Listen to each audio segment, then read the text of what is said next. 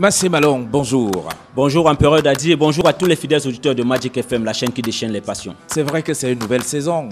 On avait déjà le miel sauvage dans la bouche. Donc, qu'est-ce qu'il y a de neuf dans notre grand village aujourd'hui? Disons, Empereur, que les villageois de notre grand village cherchent désespérément les marques de leur culture dans les habitudes de vie au quotidien. Une crise d'identité, témoignage vivant des balafres historiques d'une acculturation sauvage. Pourtant, l'ère néocoloniale est abondamment arrosée de beaux discours, annonçant le grand retour aux sources. Des plans qui planent dans l'air du temps, emportés par des promesses perpétuellement vaines, du vent propagé par temps venteux, pour bien s'aimer à tout vent et récolter sans paravent des préjugés pourtant évidents. D'accord, en résumé. Les détours du retour aux sources, l'Afrique des beaux discours.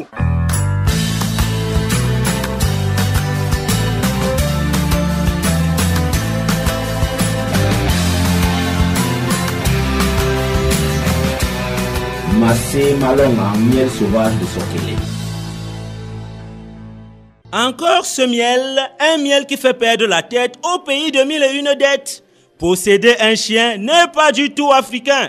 Après de longues années d'apartheid et de ségrégation raciale, c'est la nouvelle trouvaille des hommes politiques sud-africains. Les fils et filles de Nelson Mandela rêvent des lendemains meilleurs. Pour Jacob Zuma, il faut décoloniser les mentalités africaines, des attitudes héritées de façon mimétique de l'oppression coloniale, vulgarisées et imposées mentalement dans la supériorité d'une certaine race, et devenues des habitudes au lendemain du démantèlement de cette menace. Ces faits et gestes constatés au quotidien frustrent d'authentiques Africains. Une campagne mielleusement verbale est donc lancée à cet effet. Du miel ou du miel, un miel traditionnel pour exorciser des mots sempiternels, mis en exergue dans le port vestimentaire de grandes figures emblématiques, boubous rustiques, tenues d'apparats décorés de parures tropicalisées, démonstration d'un continent dont la richesse culturelle reste inexorablement inexploitée. Tout comme ces menus concoctés par nos mamans dans des cuisines inclinées, témoignage de cette authenticité tant recherchée mais mal partagée. Un franc-parler débité en toute sincérité dans des discours bien préparés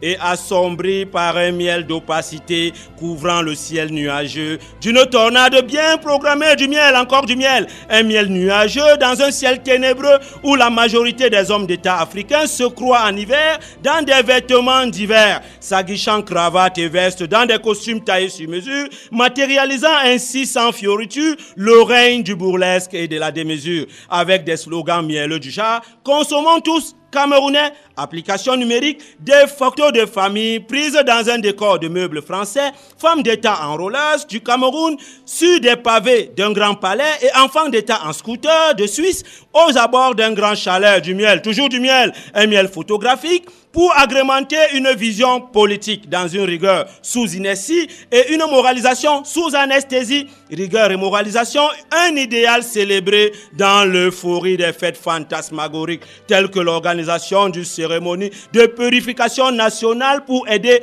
l'Afrique du Sud à retrouver ses véritables valeurs locales. Cérémonie qui serait présidée par Desmond Tutu, pasteur anglican, un prix Nobel de la paix en dehors des traditions ancestrales dans un modèle purement occidental. Du miel, oui, du bon miel, un miel cueilli au lendemain de l'impérialisme, reflet mimétique de l'art de gouverner dans les cités occidentales, un miel précieux et délicieux, renforcé par l'assimilation sans réserve aucune du prince de Machiavel, devenu le livre de chevet de notre grand chef, au détriment des proverbes et sagesses de notre grand village, miel à savourer sans modération, distillé et brassé à profusion dans des réseaux de diffusion officiels et non officiels, des communications gouvernementales caporalisées par une élite éternellement en fonction. Les détours du retour aux sources, l'Afrique des beaux discours, miel sauvage, je vends, je perds, venez me tromper. Grand concerto de miel verbal à Sokélé. Le grand chef du grand village affûte ses armes dans l'art de prendre la parole en public. Expérience renouvelée à chaque échéance électorale. Au menu, entretenir ses cordes vocales dans des exercices de vocalise, puis chanter sans fin un retour aux bonnes mœurs et dire tout le temps au peuple ce dont il rêve depuis des lustres, dans une saillie répétitive d'une symphonie des harmonies d'un harmonica rhétorique du miel.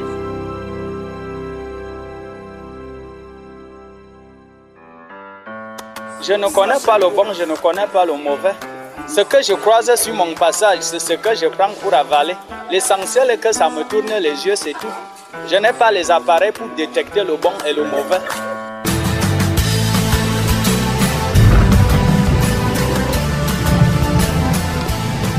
Mon entend comme le tonnerre. Il jaillit de l'obscurité comme l'éclair. Massé Malon, C'est mon nom. La conscience du village en émergence.